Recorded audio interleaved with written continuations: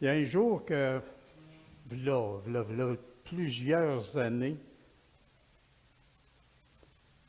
il y a quelqu'un qui m'a dit t'as pas l'air d'un pasteur. OK. Pourquoi? Il dit tu portes pas de cravate. Moi, j'ai été marin longtemps, hein, ça fait que j'étais habitué avec un gilet carré de même, là, pour le cou, là. Je portais pas beaucoup de cravates. J'ai jamais aimé ben ça, les cravates. En est milieu de mon mariage. Puis après ça, ben, quand j'ai commencé l'école théologique, notre pasteur, qui était aussi le directeur de l'école, il voulait qu'on mette des cravates. On ne pouvait pas sortir sans cravate. J'ai obéi un certain temps à cette demande. Puis un jour, je l'ai slacké un petit peu, puis mon cou, me semble, était mieux. C'était plus... J'ai fini par l'enlever, qu'on dise ce qu'on voudra. Mais j'avais trouvé ça spécial d'entendre dire t'as pas l'air d'un pasteur parce que t'as pas de cravate. S'il avait dit t'as pas de Bible, elle aurait peut-être compris un peu, surtout si c'était le prédicateur le matin-là. Là. Les jugements. Hein, du jugement. Y en a-tu ici qui jugent des fois? Y en a-tu qui sont menteurs? Les jugements. Et quand je pense jugement, je pense à une histoire que je trouve exceptionnelle dans la Bible. C'est sûr qu'on est dans l'Ancien Testament avec ce personnage-là, qui s'appelle Job. Job, on ne lira pas le texte au complet de Job un matin, là, pour pas que ça prenne 1h30. Puis même, je prendrais plus que ça. Qu'est-ce que ça dit de Job dans les Écritures, dans les premiers versets? Au verset 1, ça dit ceci. Il y avait dans le pays je vous laisse dire le nom vous autres mêmes, un homme qui s'appelait Job. Cet homme était intègre et droit. Il craignait Dieu et se détournait du mal. Ça, c'est une belle phrase. Hein? On met ça dans la peau d'un chrétien, là, puis je pense qu'on aurait quasiment un chrétien au niveau supérieur. Je ne sais pas si vous êtes d'accord avec moi, mais moi, je le vois de même. C'était un homme, en fait, spirituel, très spirituel, selon ce verset-là. Et versets 2 et 3, ça, c'est deux familles différentes. Il lui naquit 7 fils et 3 filles. Il possédait 5000 brebis, 3000 chameaux, 500 paires de bœufs et 500 ânesses, un très grand nombre de serviteurs, et cet homme était le plus éminent de tous les fils d'Orient. C'est toute une description, hein? Un homme influent et prospère. Il y a de quoi être jaloux, hein? Quand on regarde les gens.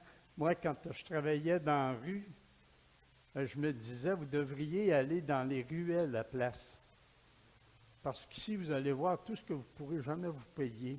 Surtout qui se tenait dans le centre-ville, hein, les grosses voitures, les gens bien habillés, les breloques au bras. Ils ne m'ont pas écouté. C'est sûr qu'en avant, ils faisaient plus d'argent que dans la ruelle. Humainement parlant, laquelle de ces deux descriptions de Job vous attire le plus? puis je ne vous demande pas de lever la main et me dire laquelle, là. De l'homme intègre et droit ou de l'homme influent et prospère? Lequel vous attire le plus, humainement parlant? Hein? Comme chrétien, on n'osera pas descendre au numéro 2, on va prendre le numéro 1 tout de suite. Hein? Comme les mets chinois, le numéro 1 ou le numéro 2. Et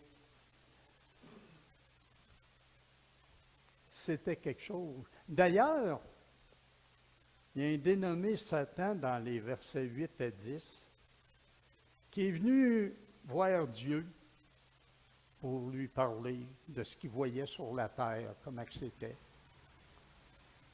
Et Dieu lui a dit, « T'as-tu vu mon serviteur Job? Un homme intègre et droit. » Ouais, intègre et droit. Il a tout. Il possède énormément de choses. Il lui manque absolument rien dans la vie. C'est pour ça qu'il t'honore. C'est pour ça qu'il t'honore. Et Dieu, ça m'a fait peur la première fois que j'ai lu ça dans ma vie. Dieu a donné la permission à Satan d'en faire ce qu'il en veut.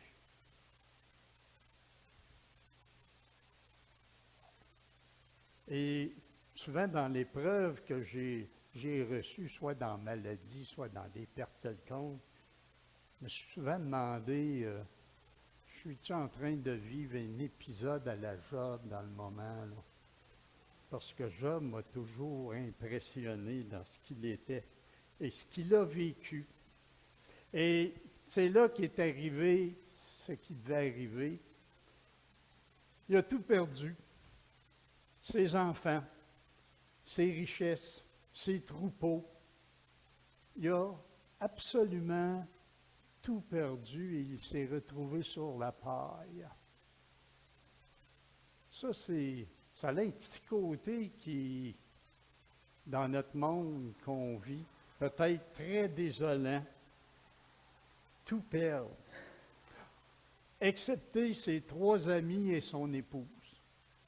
Il a tout perdu, mais pas ses 3 amis et son épouse. Puis un jour, les 3 amis sont venus voir Job. Ils l'ont vu dans le malheur. Ils l'ont vu vraiment être écrasé, avoir tout perdu. Ils sont venus le soutenir. Si vous lisez l'histoire, vous allez voir que c'est pas vraiment. Ils sont venus plutôt l'accuser. L'accuser. Hey, c'est pas normal ce que tu vis là, Job, là. Aujourd'hui, on est ici, les 3 amis, si vous lisez l'histoire des 3 amis dans Job, puis qu'on résume ça en peu. Job, t'as péché. Job, t'as un péché dans ta vie, puis Dieu te punit.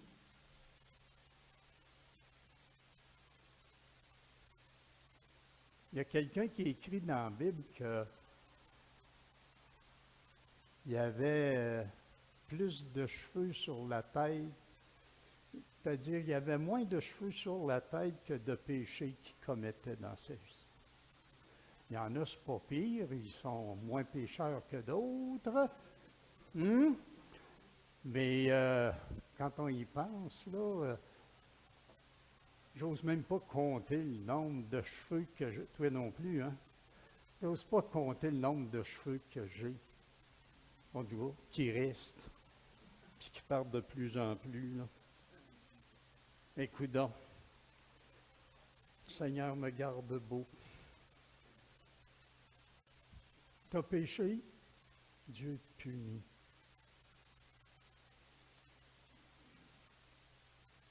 Job s'en est défendu. Dans le chapitre 33, au verset 9, Job il dit, « Je suis pur et sans péché. » Je n'ai en moi aucune iniquité. Je n'ai en moi aucune iniquité. Mais les trois amis, quand on lit les textes, on voit qu'ils se sentaient supérieurs à Job. Autant, sinon plus connaissants spirituellement que Job. En fait, leur propos, c'est simple. Tu as des problèmes, c'est à cause du péché. S'il y a un malheur dans ta vie, c'est parce qu'il y a péché et tu dois le confesser. Comme si problème égale péché. Comme si problème montre que ta spiritualité est fausse. Parce que spirituel, ça veut dire sans péché, hein? Pour ces hommes-là. Quelqu'un qui a des problèmes, c'est-tu parce qu'il y a un péché dans sa vie? Moi, je dirais, non, il y en a plusieurs. Il y a des problèmes qu'il a parce que, sans le savoir, il les a causés quelque part. Prendre exemple à quelqu'un qui a 12 cartes de crédit, puis qui finit par tous les remplir, puis il a oublié d'avoir un travail qui lui permettait de tout payer ça. Il se ramasse en faillite, puis il perd tout. Est-ce que Dieu s'acharne sur lui? Non, c'est lui qui n'a pas appris à contrôler ses finances. C'est d'autres choses, c'est un autre problème. Le problème, il l'a causé lui-même. On a tous péché. On a tous péché. Puis j'ajouterais, on va tous pécher. Hein, David, il dit dans une de ses prières, « Pardonne-moi les péchés que je commets sans m'en rendre compte, sans m'en apercevoir. Pardonne-moi de ces péchés-là. » Je n'ose même pas demander à Dieu de révèle-moi tous ces péchés-là d'un coup, parce que je pense que je ne suis même pas capable de le subir. C'est quelque chose à entendre sur le péché. Puis malgré tous les efforts qu'on fait pour ne pas pécher, il arrive un jour qu'on pile sur une plure de banane puis on glisse. Puis malheureusement, il y a des gens traînés qui laissent traîner leur plure de banane un peu partout. Un seul n'a jamais péché, c'est Jésus-Christ. Les autres sont tous appelés à ça quelque part. Comme enfants de Dieu, qu'on a accepté le Seigneur, on a été lavé, purifié par le salaire que Jésus-Christ a donné. Sa mort à la croix, son sang pour nous purifier. Le jour de ma mort, j'ai cette certitude qu'un jour je serai dans la présence de Dieu. Puis quand je regarde mon âge et mon état de santé, je me dis, ça s'en vient. Et ça, 3 amis, je dirais des gens néfastes à l'encouragement. Je pense que chacun de nous, être humain, chrétien, on devrait prendre des cours d'encouragement. Pas facile d'encourager quelqu'un. Je me rappelle quelqu'un, sa femme accouchait, mais c'était des gros problèmes. Et il y a eu la visite de chrétiens qui sont venus le voir. Puis il y en a au moins 2 qui lui ont dit « Tout concourt au bien de ceux qui aiment Dieu. » Puis ils sont partis. Si je te frappe, ça va-tu faire montrer que tout concourt au bien de ceux qui aiment Dieu? La personne elle préférait pas avoir de visite que d'entendre des choses semblables. Un jour, un pasteur était malade, puis il y a un homme qui est venu le voir, un confrère pasteur. Puis il dit, lui, c'est l'homme qui a eu la plus belle exhortation. Il dit, il est venu me voir, il s'est assis sur le bord de mon lit, il m'a tenu la main. Il dit, remercier le Seigneur de me connaître. Puis après quelques instants dans le silence, il est parti. Il n'a pas donné tout concours au bien de ceux qui aiment Dieu. Il y a un dénommé Élihu qui ne fait pas partie des 3 amis. C'est un jeune homme. Et quand on parle de jeune homme, des fois, on a l'impression qu'un jeune n'a pas grand-chose à nous apporter. Moi, je me rappelle, quand j'ai commencé le ministère, j'avais 39 ans, puis dans l'église où j'étais, on m'appelait le jeune. Il y avait 2 choix. Soit qu'ils ne voyaient pas que j'avais, moi, 39 ans, soit que l'Assemblée est extrêmement vieille. Et d'ailleurs, un de mes enfants m'avait dit dans le temps, c'est un club de l'âge d'or. La moyenne devait être de 60 ans de moyenne. Quand je suis parti, on avait beaucoup d'enfants. Mais quand je suis arrivé, il n'avait pas gros. Il n'y avait pas de jeunes familles là. Élihu, un jeune, ça me fait penser à Timothée 4 quelque chose là. Qu'on ne méprise pas ta jeunesse. Qu'on ne méprise pas ta jeunesse. Des fois, nos enfants peuvent nous instruire. Hein? Ils peuvent nous donner de bons conseils. Quand tu baisses la musique, là. Élihu. Élihu, il est venu là.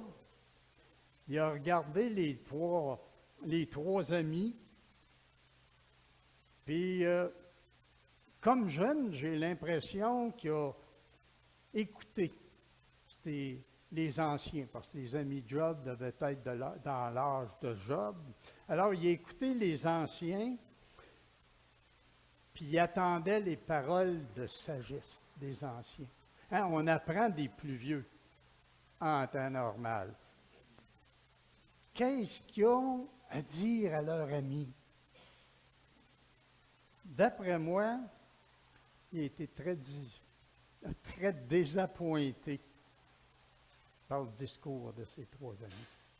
Très désappointé. Au point qu'il s'est choqué.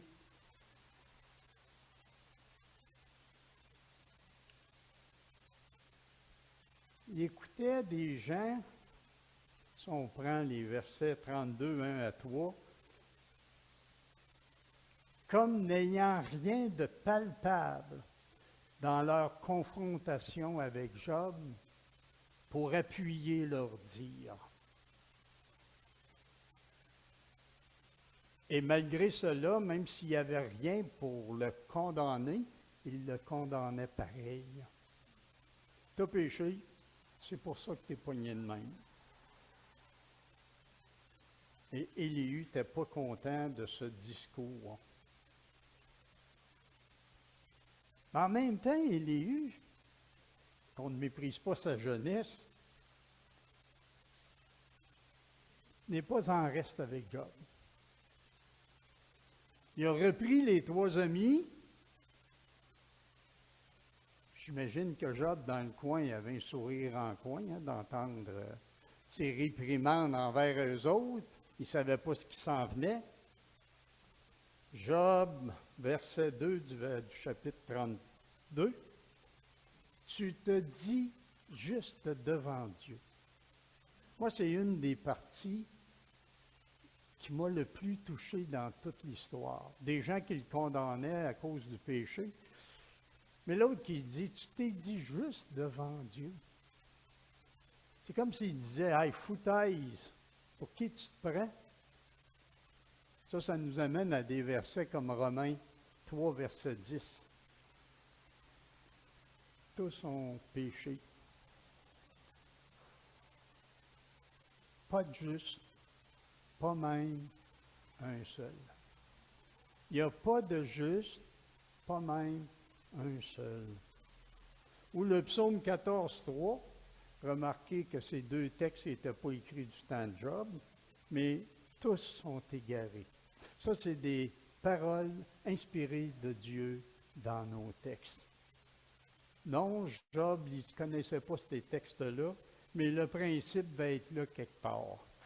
Si ses amis ont réussi à trouver parce que tu as péché, parce que tu as tout perdu, c'est parce que tu as péché, le principe était là quelque part. Tous ont péché. Il n'y a pas un qui peut se dire juste sur la terre, à part Jésus-Christ. Verset 1 commence en affirmant que Job est intègre, qui craint Dieu. Il me semble que ça doit se voir à travers les autres que cet homme-là a une spiritualité. Il n'est pas parfait, mais c'est un homme spirituel qui aime Dieu. Toujours pas parfait. Comment est-ce qu'on fait pour juger quelqu'un à cause d'un problème ou de plusieurs, que c'est parce qu'il y a un péché dans sa vie, sachant qu'on a des têtes d'agrès capables et qui commet des péchés. Chacun de nous, même des fois sans s'en apercevoir. Il me semble que d'avoir un homme comme Job dans mon assemblée,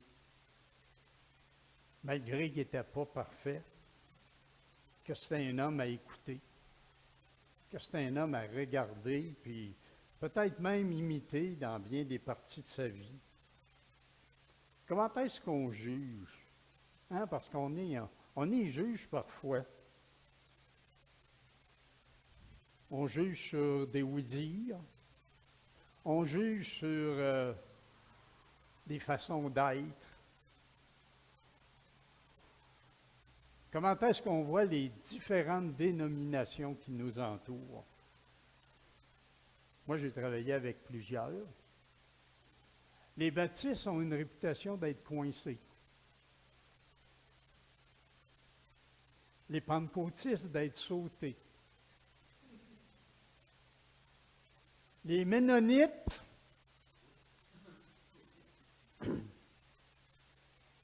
ouf, je ne peux pas dire ça. Ah, moi, les premiers Ménonites que j'ai connus, c'était à Saint-Jacob. Connaissez pas ça? Vous devriez. Ah, vous manquez quelque chose. Ils vivent à l'ancienne, comme des Amish. C'est des Amish, mais c'est des Ménonites de base.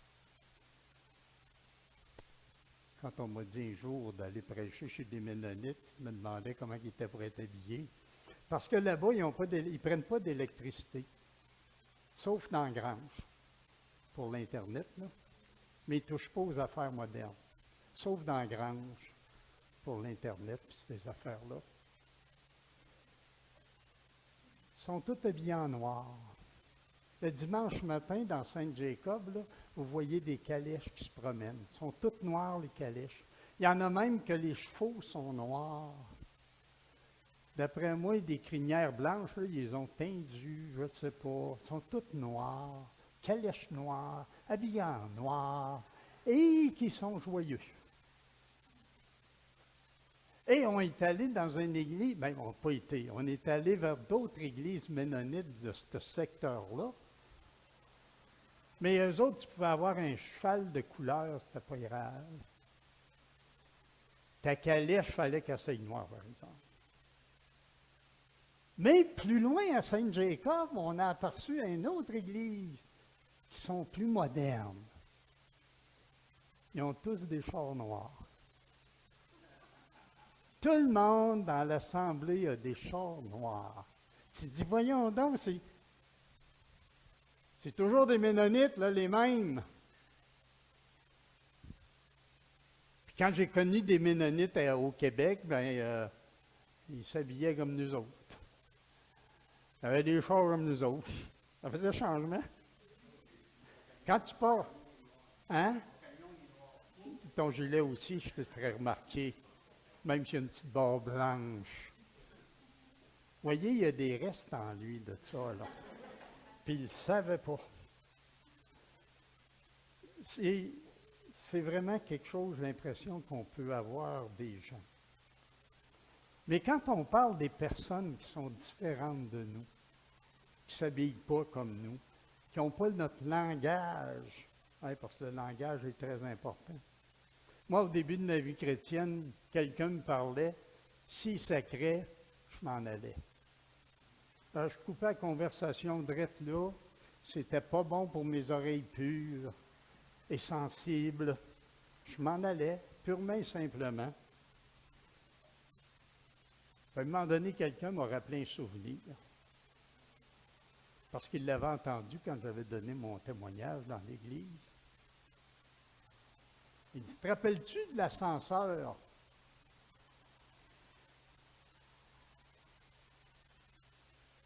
Puis en même temps, je commençais à comprendre un petit peu. Parce que dans l'ascenseur, j'étais en train de traîner du matériel. On était dans un chantier de construction. C'était un ascenseur de construction là, avec des panneaux. C'était pas les ascenseurs modernes. On rentrait du gibroc là-dedans. Là. Et le gars a entendu mon discours biblique, mais hors contexte.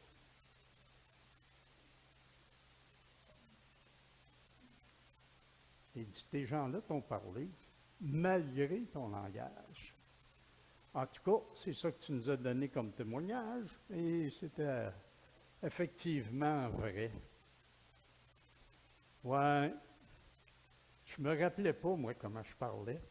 Puis je me rappelais pas non plus qu'il y a des gens chrétiens qui m'ont parlé pareil.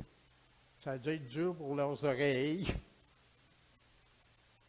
Mais un jour, j'ai accepté le Seigneur et c'est allé plus loin dans mon cheminement. Puis c'est pour ça que je suis ici un matin. Le Seigneur m'a appelé à la prédication, à la pastorale, toutes des dons qui ne sont pas naturels. Parler en public, avant d'être chrétien, je n'avais jamais fait ça. J'ai travaillé sur les bateaux, j'ai travaillé sur la construction. J'ai été planteur de quilles quand j'étais jeune. J'ai travaillé à la piste de course qui a entraîné chez moi quelques légères dépendances. Le côté chrétien n'était pas tellement. Mes parents étaient catholiques pratiquants. Mais quand je suis sorti de chez mes parents, je n'ai pas amené leur pratique religieuse avec moi. Ah, ce qu'on peut faire des fois comme chrétien qui n'était pas correct, pas parler à quelqu'un qui sacre. Imaginez mon ministère avec les gens de la rue, pas parler avec des gens qui sacrent, ça part mal.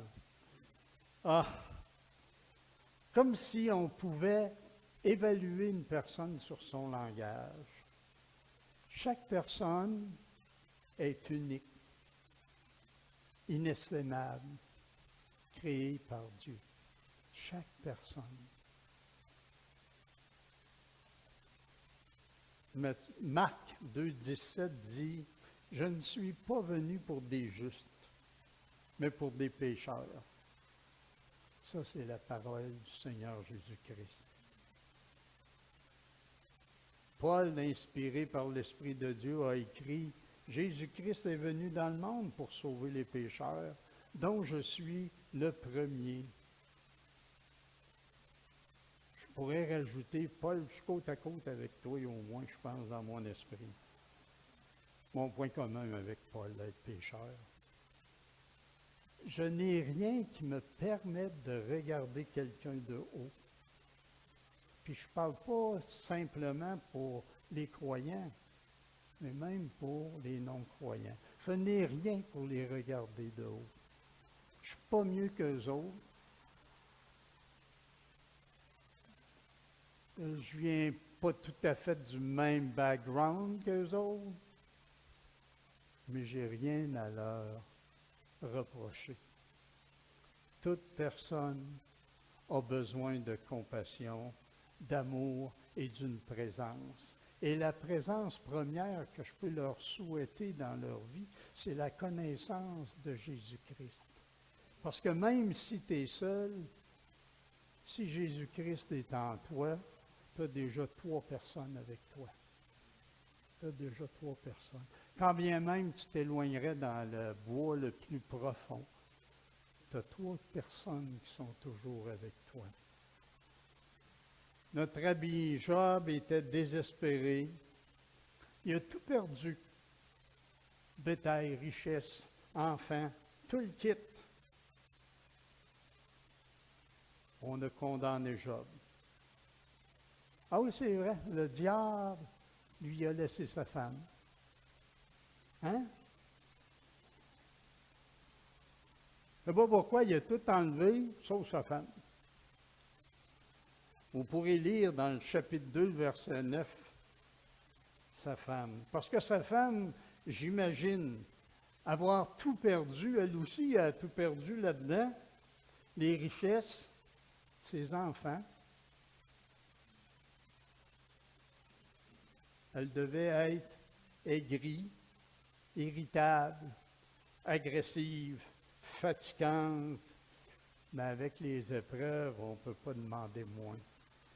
Des fois,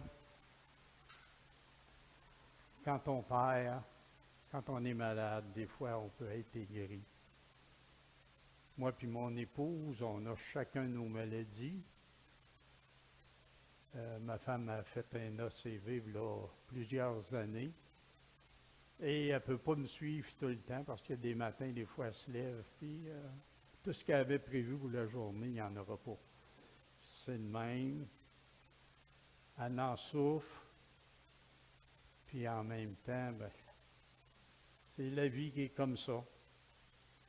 Job 6,14. C'est pour ça que je dis dans Job, on a un paquet d'enseignements. Celui qui souffre a droit à la compassion, même malgré le fait qu'il abandonnerait sa crainte de Dieu. C'est quelque chose. Il y a des gens qui répondraient à ça. Matthieu 18, 17 nous dit de le considérer comme un païen. C'est presque de dire, faut-tu lever le cœur dessus? Moi, le rejeter jusqu'où? J'ai connu des gens qui ont arrêté de parler à leur flot parce que le flot ne vivait pas comme eux autres voudraient. Couper la relation complète avec leurs enfants. Ça, c'est un beau témoignage de vie. Ah, ça, c'est... Moi, je tiens la parole de Dieu, puis ça me dit que je les considère comme des païens. Bien, les païens dans la rue, là, ils ont besoin d'entendre la parole de Jésus. Puis celui qui est dans ton foyer, là, qui peut-être vit en cavale, il a besoin d'entendre parler du Seigneur Jésus. Tu le rejettes, là, quel témoignage ça donne? C'est pas simple d'aimer. Il y a des gens qui ont une grande qualité, c'est d'être détestables. Il y en a plusieurs. Ils font tout pour être détestables. Il y a des gens qui ont peur d'aimer et encore plus d'être aimé. Que quelqu'un leur dit « je t'aime », pour eux autres, c'est comme un coup de couteau. Passer une lame de rasoir sur la peau. Parce qu'à date, dans leur vie, tous ceux qui ont dit qu'ils les aimaient, les ont trahis en quelque sorte. L'amour qu'ils leur ont présenté, ils ne l'ont pas vécu avec eux. Peur d'être apprécié. Peur de revivre le rejet et le rejet encore. Puis c'est pas facile d'aimer des fois des personnes. Moi, comme pasteur, à un moment donné, pour un exemple bien ordinaire, m'est arrivé d'offrir à certains de faire un budget. Vous savez, c'est quoi un budget? N'avez-vous un? Je n'ai pas la main pour rien, là. J'en ai, je n'ai plus. C'est pas un budget, ça. Je leur ai offert de faire un budget. Il y en a un qui m'a répondu, on a bien le droit de se gâter de temps en temps. Oui, mais si tu te gâtes avec une carte de crédit qui est remplie, va donc faire une promenade dans le bois, c'est le fun. Puis ça coûte rien. Un autre, en lui offrant de faire un budget, il m'a boudé pendant plusieurs mois. Ça ne l'intéressait pas. Je suis libre. Vis ta liberté. D'autres fois, c'est quelqu'un à qui tu as partagé l'Évangile, pas pendant des semaines, pas pendant des mois, pendant des années. Puis un jour, tu lui parles, puis tu écoutes ses réponses, puis dans ta tête, ça fait « il s'en vient ». Il s'en vient au Seigneur. Il comprend des choses. C'est l'Esprit de Dieu est en train de lui parler, c'est certain. Il baigne, il s'éloigne, puis tu ne le vois plus. Monsieur Keefe, le fondateur de l'Église où j'étais pasteur, en 1954 à peu près, il a prêché l'Évangile à un monsieur. Il s'est fait mettre dehors. Pas à peu près. Vous autres, les baptistes, ça a coupé les liens avec cet homme-là. Ça, c'est en 1954. En 1998, je le passais par les eaux du baptême. 5-6 mois avant, il venait d'accepter le Seigneur.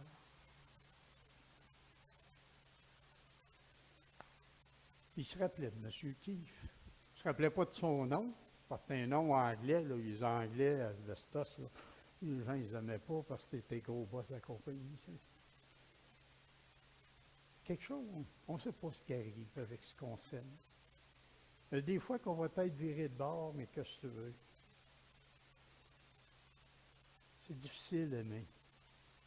Parfois, ce sont nos enfants. Ce sont nos enfants qui nous découragent un peu. Un divorce, une vie à l'encontre de tes valeurs. Quasiment que tu en perds tes repères. Pourquoi, mon Dieu? Hein? Des fois, il y en a qui disent, pourquoi moi? T'aimerais mieux que ça passe à un autre, hein? Bon, oui, je pourrais prier pour lui, contenterait de ça. Non. Qu'est-ce que j'ai fait d'incorrect pour que mes enfants agissent de même?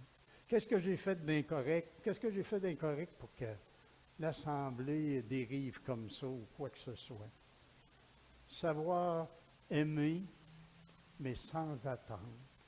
Avec qui que ce soit, ne jamais avoir d'attente.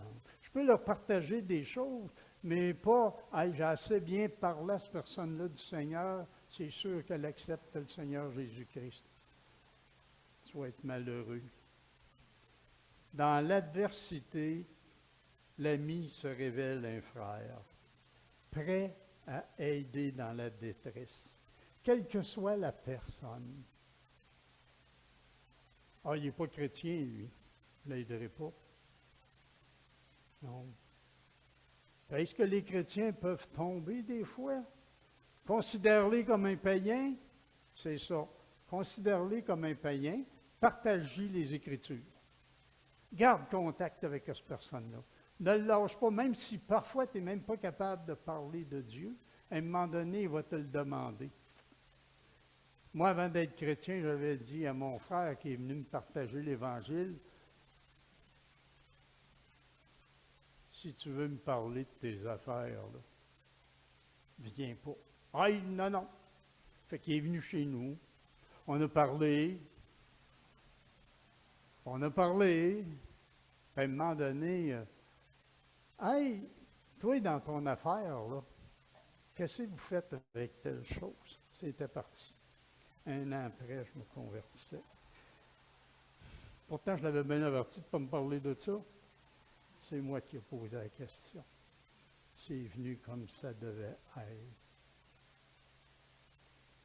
Une chose qu'il faut apprendre, autant pour les non-croyants que pour les croyants,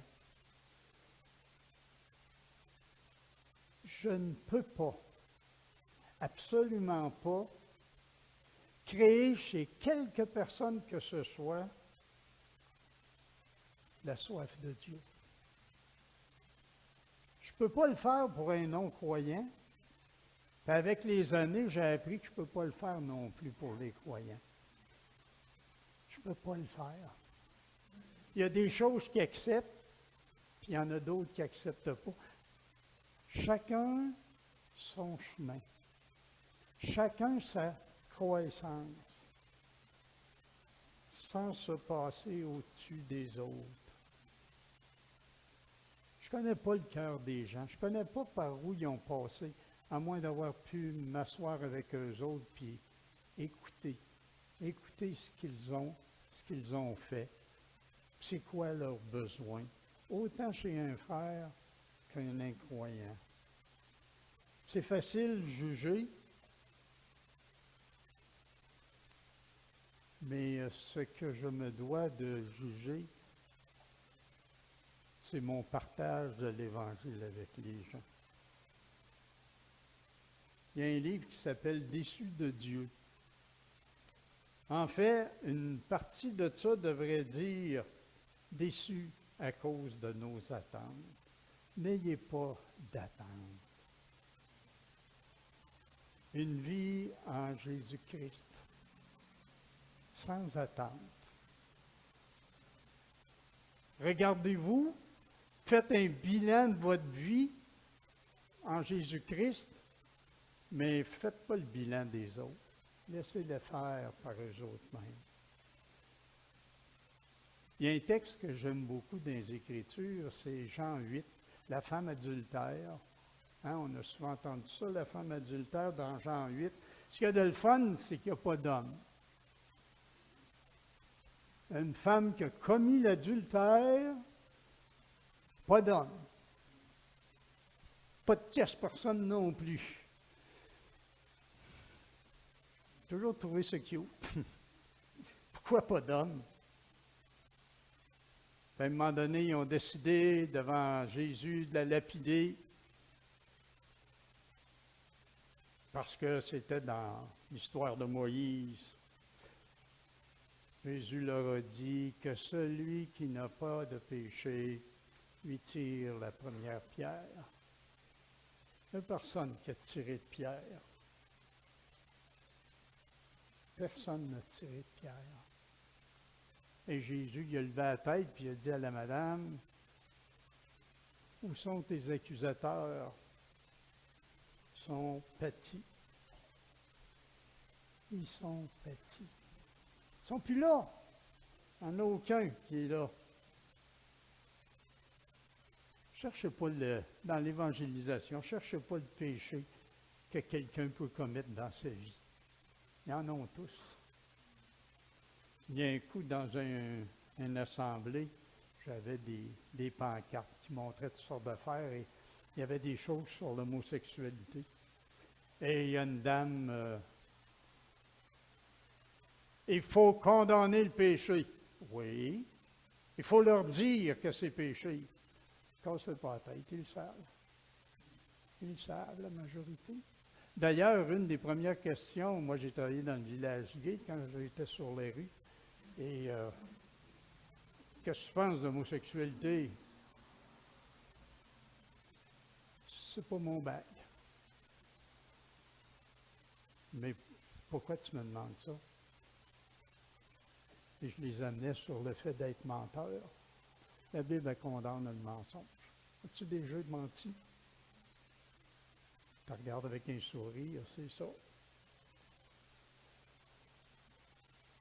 La chaîne n'est pas plus forte que le plus faible de ses maillons. cherche pas à accuser quelqu'un sur un péché quelconque, que ce soit l'homosexualité, que ce soit le meurtre, que ce soit le pire des péchés. J'ai déjà prêché, moi, dans une prison. Apportait une prédication. Il y en a un qui avait donné son témoignage de vie. Quand il est venu le temps de prier, j'ai gardé les yeux ouverts, puis je checkais s'il restait assis. En tout cas, tous ont péché, quel qu'il soit. Il n'y a pas besoin d'être jugé par nous. La Bible dit que celui qui ne croit pas est déjà jugé. Pas besoin de le juger. Jésus a dit, je ne te condamne pas. On ne commencera pas à condamner les autres non plus. Et comme Job, ce qu'on doit faire, c'est se détourner du mal. Parce que ce n'est pas évident. Le mal nous entoure. Il y a des gens qu'on pourrait haïr facilement et d'autres qui n'ont même pas besoin du facilement, on les haït déjà, pour toutes sortes de raisons.